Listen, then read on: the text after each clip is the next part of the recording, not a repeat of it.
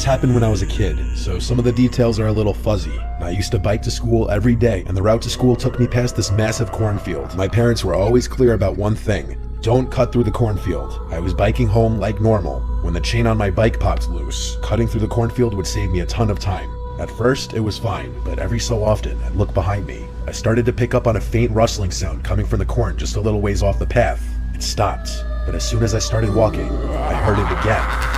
This time, it was a little louder and a little closer. I turned a corner, and standing right there in the middle of the path was a man. He asked me if I was lost in a low and raspy voice. I dropped my bike and ran as fast as I could. I could hear him crashing through the corn behind me. I truthfully thought I was gonna die.